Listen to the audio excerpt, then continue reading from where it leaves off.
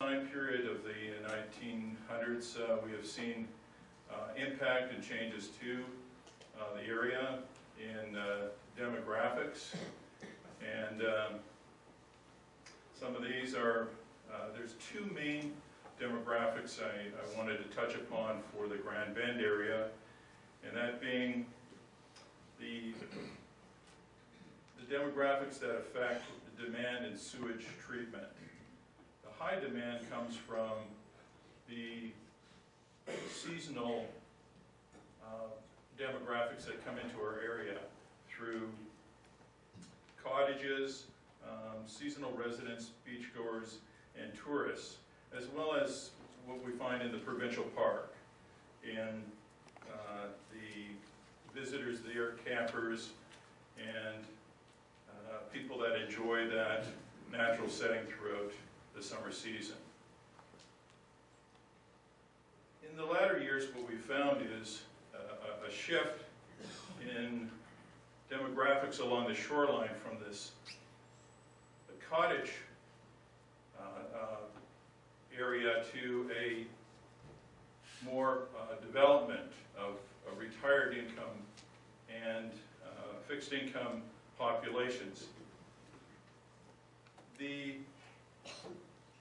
This demographic is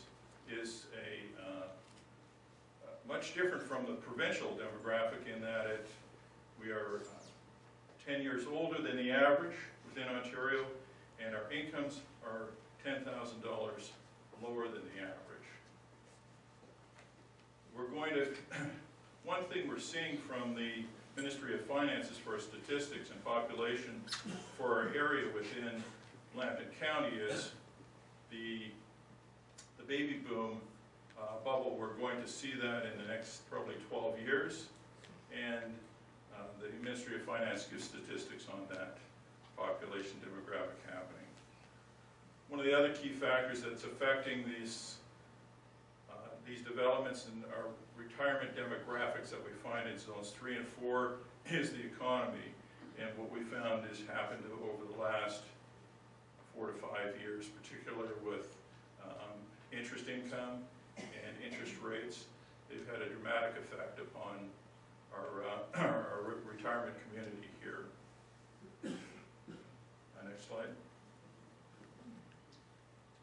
What I'd like to do is, from those demographics, what I want to introduce to you is two treatment models, and that being a centralized model, which is utilized for the urban area, downtown Grand Bend, and a decentralized model, which has been used to treat the rural or area south of Grand Bend.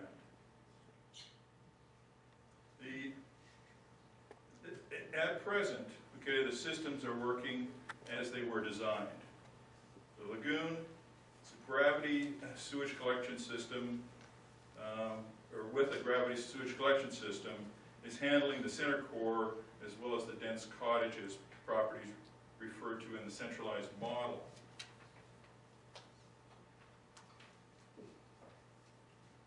The decentralized model treats sewage on site. There is no collection system, and that we find is a continuing process as we see infilling in some of the community developments along the shoreline. Next slide. There's advantages and disadvantages to both models. The centralized model is currently used as a regional model with participation of South Huron in some of their sewage treatment needs. As I said, it deals with the core capacity issues within the village, capacity allocations for development, both in residential and commercial, and as Dr. Belke referred to, a connection with the Pinery Park now through the Goose Marsh Force Main. The sewage flows are delivered through a series of networks and lift stations to the central lagoon.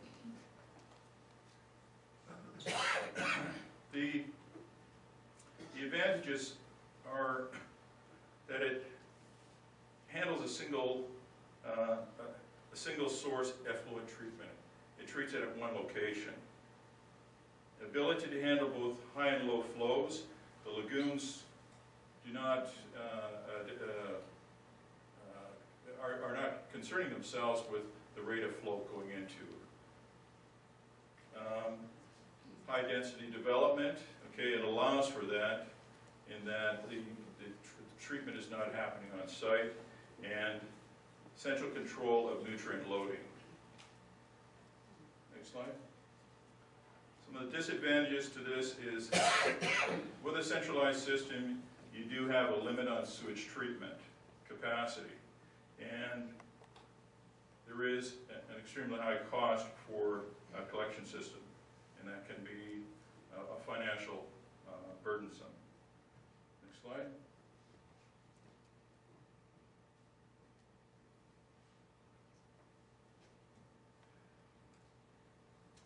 The decentralized system,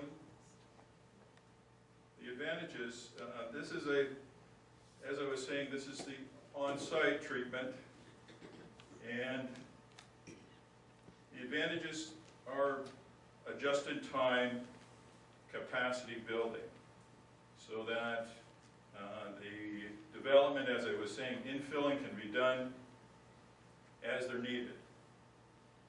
Provides environmental awareness through point source, or that the treatment is being done on site, so people are aware that this is their concern and what they're putting into it. It facilitates water conservation. The system, the on-site system is running very similar to a plant. It's a biological treatment process, and with education, people are made aware of that. And it reduces the cost and issues associated with conveyances to a central system. Next slide. Some of the disadvantages are the lack of control of effluent quality and a central point discharge. And it requires ongoing education and use of enforcement. Those two issues, okay, were key, as we found from the Markel Center, which deals with on-site treatment or decentralized systems. Next slide. What do these systems look like? Well, there's two basic formats to them. There's the conventional system, which is a two-stage tank that provides primary treatment, and followed by a filter bed, which allows for a secondary treatment. Their history is of reliability, and replacement is often the weeping bed. A tertiary system offers additional treatment trains, reducing nutrient loads, including nitrates, as high as 70%. Generally, these they have a small footprint, and they adapt well to sandy conditions. Both the conventional and the tertiary systems have to be configured to the lot size and treatment needs.